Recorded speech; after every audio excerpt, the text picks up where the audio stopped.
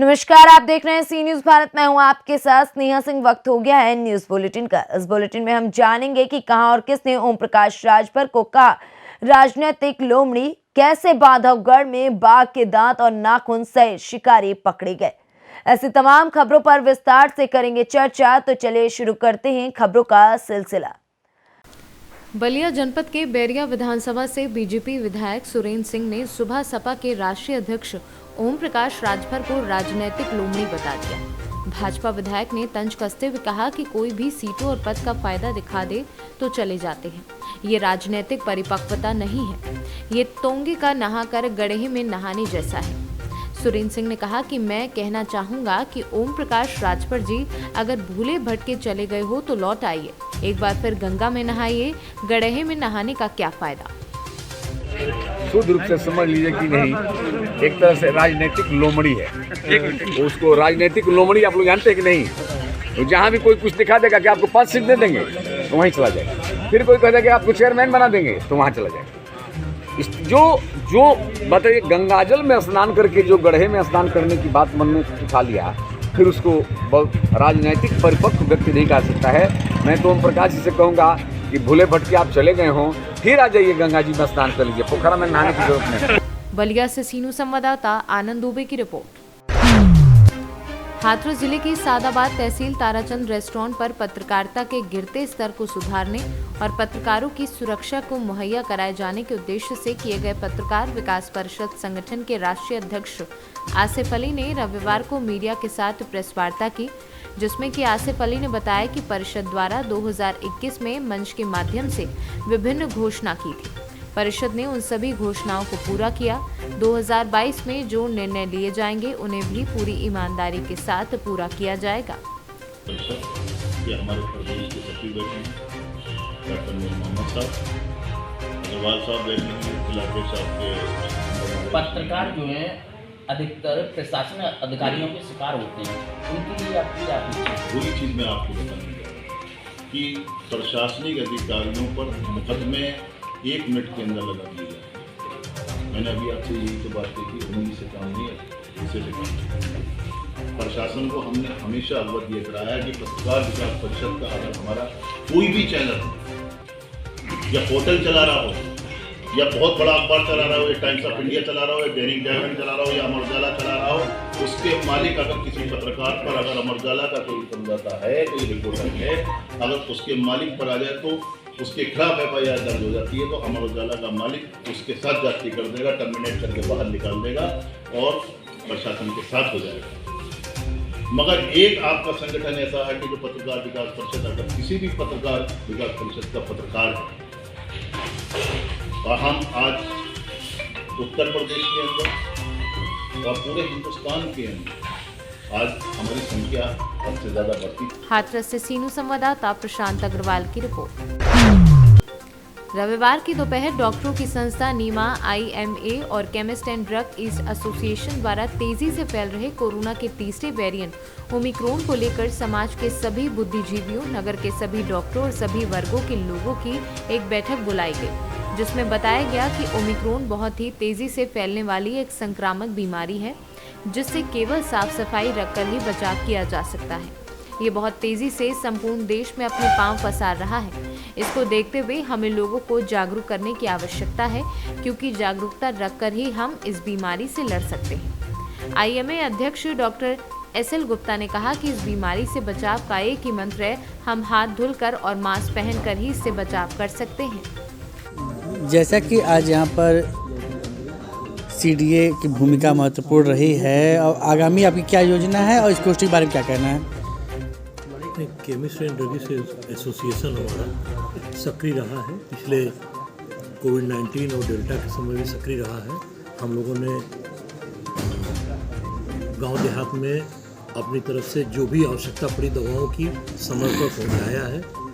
जब total lockdown था तो उस समय भी हम लोगों ने एक पोर्टल बना रखा था अपने जिले कमेटी, जिसका मैं उपाध्यक्ष हूँ, और वहाँ का उससे जो भी डिमांड आती थी। कुछ चिकित्सक बंधु आप लोग रहे होंगे, सुने होंगे इसमें ये है कि जैसे हमने कुछ मेडिसिनें बताई आयुर्वेद का कि आप बच कैसे सकते हैं। प्रथम ट्रीटमेंट जैसे आपको काढ़ा लेना है, आयुर्वेद की औषधि लेनी है, योगा करना है और आप सोशल डिस्टेंसिंग करिए, सैनिटाइज़र करिए और अपने वर्कर्स को हमेशा मास्क और सैनिटाइज़र और थर्मो स्कैनिंग करके ही अपने पास बुलाइए। ऐसी ऐसी अनेक सुविधाएं व्यवस्थाएं हमारी संस्था सोच रही है और कर रही है। आज ये जो गोष्ठी आयोजित की गई इसके बारे में क्या कहना है?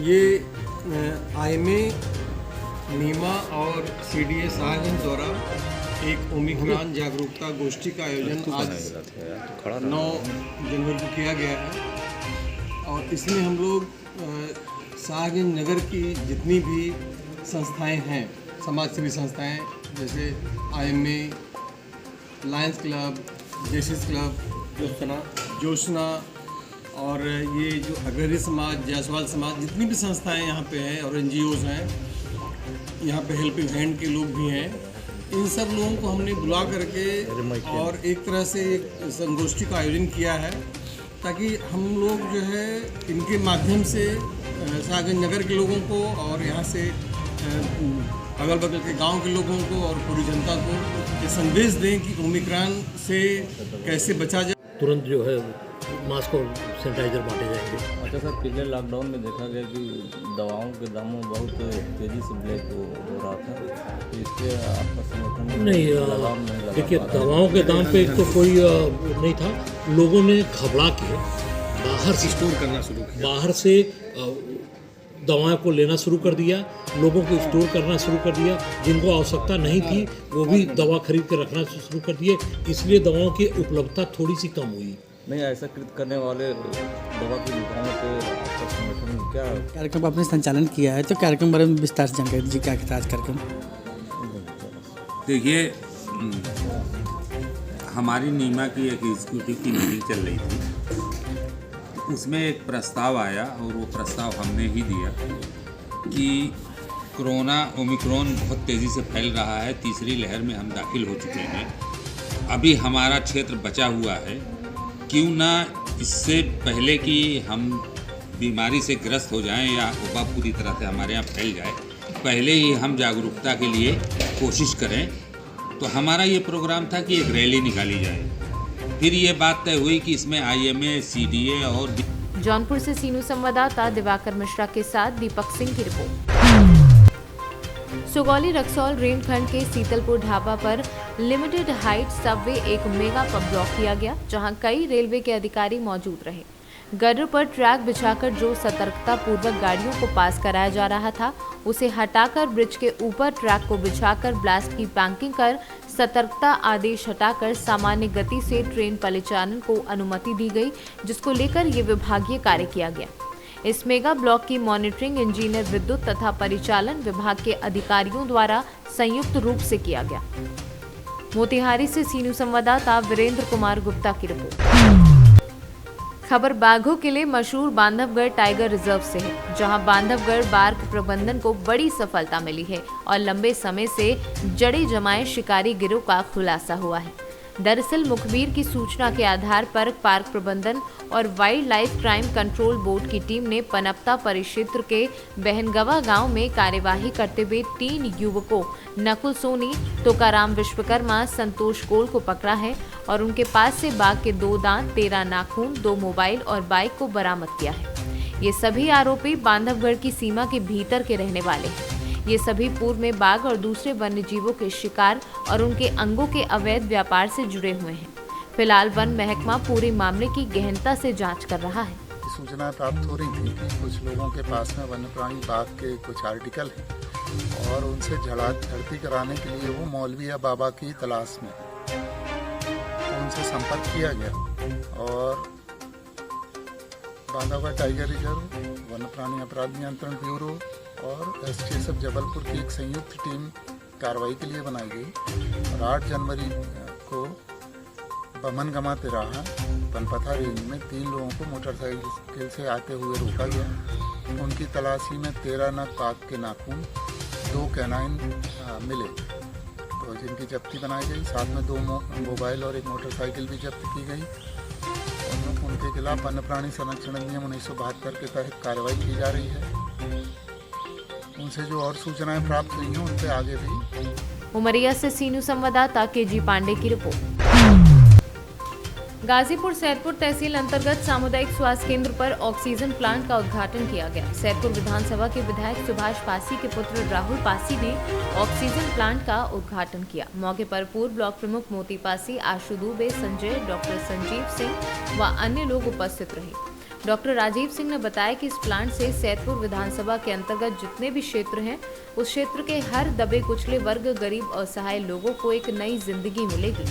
डॉक्टर संजीव सिंह ने बताया कि इस ऑक्सीजन प्लांट से गरीब लोगों को बचाया जाएगा और ये ऑक्सीजन प्लांट एक वरदान के रूप में साबित होगा। मेरा नाम आशु दुबे है। मैं वर्तमान सैदपुर विधायक सुभाष पासी जी का प्रतिनिधि हूँ। यहाँ पे किस तरह का उद्घाटन किया गया? ये ऑक्सीजन प्लांट का उद्घाटन हुआ है। जब कोरोना की यहाँ पे लहर चल रही थी, तमाम लोग ऑक्सीजन के लिए मर रहे थे। क्षेत्रीय जनता की मांग थी, हमारे वोटरों की मांग थी, नेताओं की मांग थी कि ये ऑक्सीजन प्लांट लगाया जाए। जैसे विधायक जी के यहाँ पास ये खबर पहुंची, विधायक जी तत्काल अपने निधि से 60 लाख रुपया देके सैदपुर में ऑक्सीजन प्लांट लगवाया। आज उसी का उद्घाटन।